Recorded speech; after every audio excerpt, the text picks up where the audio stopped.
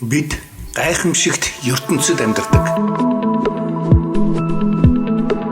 Энэ яагаад оршин буй юм бол гэж та гайхан бодож байв уу? Ер нь яагаад альва зүйл оршин буй юм бэ? Gottfried Leibniz асуух ёстой хамгийн эхний зөв асуулт бол яагаад ямар нэгэн зүйл байх гэж яагаад байхгүй байж болохгүй вэ гэсэн асуулт юм гэжээ. Тэр дүгнэхтэй үүний тайлбар нь Бурханаас олдно гэсэн. Ингэж бодох нь зүйтэй юм уу? Оршин буй алив зүйл оршин буйнхаа талаар тайлбартай байдаг. Хэрв ертөнц өөрийн орчлын талаар тайлбартай бол тэр нь Бурхан юм. ертөнц оршин буй. ертөнц оршин буйн тайлбар нь Бурхан юм. Энэ аргументын логик маш сайн. Хэрв эхний 3 таамаг үнэн бол дүгнэлт нь гарцаагүй юм. Гэхдээ тэд үнэн байж чадах уу? 3 дугаар таамгийг үннийг хайж буй хинч эсэргүүцэхгүй биз. Харин 1-р таамаг дээр юу гэх вэ? ертөнц байж л байсан. Тэгэд болоо. Тайлбар хэрэггүй. Ярихч шаардлагагүй гэж хэлж болох уу? Та найзтайгаа ойд аялаж байгаад зам дээр гялалцсан бөмбөлөг хэвтэж байгааг харж гэж бодъё.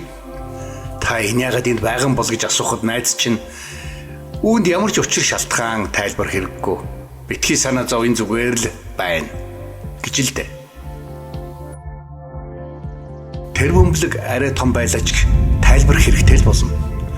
Бөмбөлөг ертөнцийн дайтай том боллоо ч үүнд тайлбар хэрэгтэй гэдгийг үгүйсгэж чадахгүй.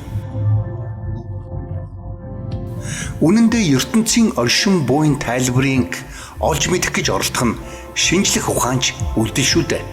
Зарим хүн хэрв хүн оршин буй зүйлд тайлбар хэрэгтэй юм бол Бурханд бас тайлбар хэрэгтэй биш үү гэж асуух байх. Хэрв Бурханд тайлбар хэрэггүй юм бол яагаад ертөнцид тайлбар хэрэгтэй гэж? Leibniz үүнийг тайлбарлахдаа гарцаагүй орших зүйл, магадлалтай орших зүйл хоёрын хооронд том ялгаатайг хэлсэн. Гарцаагүй орших зүйл нь өөрийн мөн чанараас болж оршин буй бөгөөд оршихгүй байх боломжгүй юм. Олон математикчид абстракт тоо ийм байдлаар оршдог гэж үздэг. Тоо ямар нэгэн зүйлээс болж оршоогүй. Тэд зүгээр л мөн чанарынхаа хувьд байх ёстой. Харин магадлалтай орших зүйлс ямар нэгэн зүйлсээс шалтгаалж орших болсон байдаг. Бидний мэдэх ихэнх зүйл магадлалтай оршдог. Тэд заавал орших албагүй. Тэд ямар нэгэн зүйлээс шалтгаалж орших болсон байдаг. Хэрв таны эцэг их хизээж уулзаагүй байсан бол та оршихгүй л байх байсан. Бидний эргэн тойрондох зүйл орших ёстой байсан гэж бодох ямар ч шалтгаан бидэнд байхгүй. Хэрв ертөнц өөр замаар хөгжиж ирсэн бол тэнд ямар ч од гариг байхгүй байж болох. Тэгэхээр бүх ертөнц оршихгүй байж болох байсан. Тиймээс ертөнц гарцаагүй биш, харин магадлалтай оршин буй юм. Гэтэл ертөнц оршихгүй байж болох байсан боловч яагаад оршиж буй байгаа юм бол?